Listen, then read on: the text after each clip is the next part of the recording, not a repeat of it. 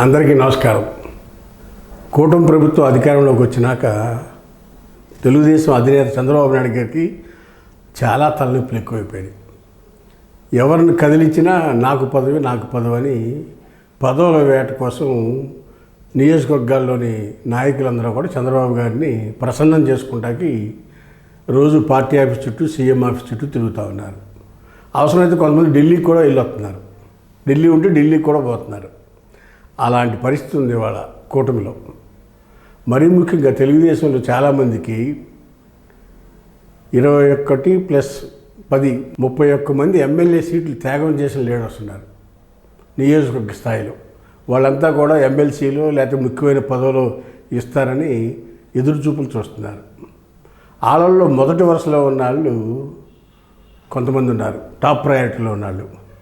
ఎవరు గతంలో మంత్రిగా చేసి లేకపోతే గతంలో ఎమ్మెల్యేలుగా చేసిన వాళ్ళు, సీనియారిటీ ఉన్నాళ్ళు, ప్లస్ రాజకీయాల్లో బాగా యాక్టివ్గా ఉన్నాళ్ళు. వీళ్ళందరూ కూడా ఇప్పుడు ఉదాహరణకి దేవినేని ఉమ మైలవరం సీట్ త్యాగం చేశాడు.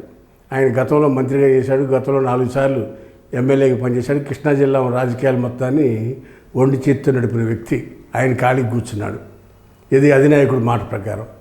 అలాగే పిఠాపురంలో వరం గారు పవన్ కళ్యాణ్ కోసం సీట్ త్యాగం చేశాడు. ఫస్ట్ ఎమ్మెల్సీ ఇస్తామని చెప్పి ఆయనకి మాట ఇచ్చారు, ఇంతవరకు లేదు, ఆయనకు కూడా లేదు. అలాగే కాపులందరినీ ఏకోన్ముఖం చేయటంలో ముఖ్యమైన భూమిక వహించిన అటు జనసేనకు కానీ ఇటు టీడీపీకి కానీ కాపుల ఓట్లు ట్రాన్స్ఫర్ చేయటంలో ప్రధాన పాత్ర పోషించినాడు వంగవీటి మోహన్ రంగా కుమారుడు వంగవీటి రాధ, ఆయనకి లేదు. ఇలా చెప్పుకుంటూ పోతే చాలామంది ఉన్నారు. వీళ్ళందరూ కూడా పదవుల కోసం ఎప్పుడు ఇస్తారని ఎదురు చూస్తామన్నారు. నాయకుడికి ఏం చేయాలో అర్థం కావట్లా. ముందు అధికారంలోకి వస్తే చాలే, తర్వాత వీళ్ళందరినీ ఏదో రంగంగా సముదాయించవచ్చు అనే ఆలోచనతో ఆ రోజు తీసుకున్నారు. ఇప్పుడు వీళ్ళందరికీ పదవులు పోయేటప్పటికి వాళ్ళు చాలా కోపంగా, చాలా బాధగా నాయకుడి మీద అనేక రకాల ఒత్తిళ్ళు తెస్తున్నారు. నాయకులందరూ ఒత్తిడి తెస్తున్నారు ఎవరు? బాబు గారి మీద. ఈ పరిస్థితుల్లో బాబు గారికి ఏం చేయాలో దిక్కుచోతట్ల.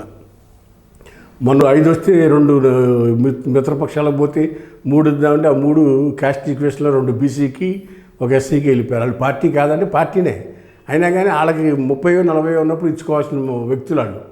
ఈ 2-3 ప్రయారిటీలో ఉన్న వాళ్ళు పక్కన పెడుతుందో ఈ ప్రయారిటీలో ఉన్న లీడర్స్ అంతా వీళ్ళు వాళ్ళ ఫాలోయర్స్ అంతా కూడా పార్టీ మీద దుమ్మెత్తిపోస్తున్నారు, చంద్రబాబుని లోకేష్ని మరీ ముఖ్యంగా. ఆ విధమైన పరిస్థితి ఇవాళ కొన్ని నియోజకవర్గాల్లో నెలకొని ఉంది. మమ్మల్ని మోసం చేశారు, వాడుకుని వదిలేశారంటున్నారు. అలాంటి పరిస్థితుల్లో చంద్రబాబు నాయుడు గారికి ఒక 4 ఎమ్మెల్సీలు ఆల్రెడీ రాజీనామా చేశారు. ఇవాళ మర్రి రాజశేఖర్ చేశారు ఎమ్మెల్సీ.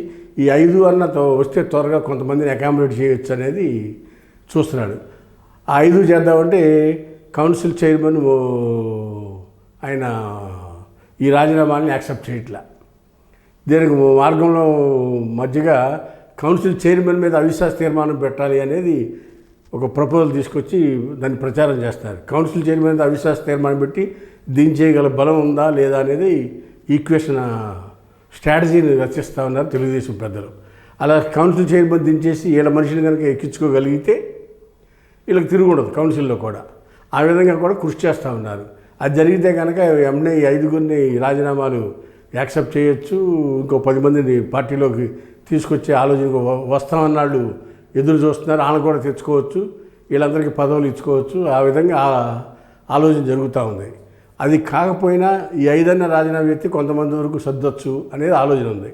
అది కూడా రాకపోతే ముఖ్యమైన కార్పొరేషన్లు ఇచ్చి ఒక 10 మందిని, వరం గారికి క్షత్రియ కార్పొరేషను, ఉమా గారికి ఇంకో కార్పొరేషను ఇలా ఇచ్చి క్యాబినెట్ హోదా కల్పించాలనే ఆలోచనతో కూడా ఒక 10 మంది ముఖ్య నాయకులు 10 మందికి కార్పొరేషన్ చైర్మన్లు ఇచ్చి క్యాబినెట్ హోదా ఇద్దామంటే కూడా కొంతమంది ఒప్పుకోవట్లే.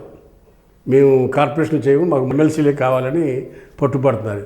ఈ పరిస్థితుల్లో ఇటు కార్పొరేషన్ చైర్మన్కి ఒప్పుకోవట్లే, కొంతమంది ఎమ్మెల్సీలే కావాలంటుందో చంద్రబాబు నాయుడు గారు ఏం చేయాలో అర్థం కాక తలబట్టుకుని ఎదురు చూస్తూ ఉన్నాడు. రోజు కాలం గడుపుతున్నాడు. ఏంటి, ఏ రోజు అవకాశం వస్తే వాళ్ళందరినీ ఎక్కడ అకామిడేట్ చేయాలి మాట అన్నాడు కదా.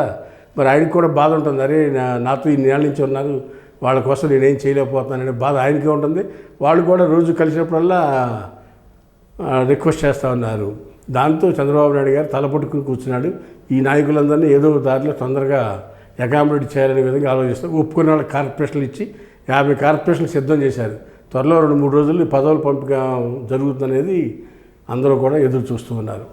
హాయ్ ఫ్రెండ్స్, మా ఫ్యూచర్ టుడే ఛానల్ చూస్తున్నందుకు చాలా థ్యాంక్స్. మరిన్ని లేటెస్ట్ వీడియోస్ కోసం వెంటనే సబ్స్క్రైబ్ చేయండి.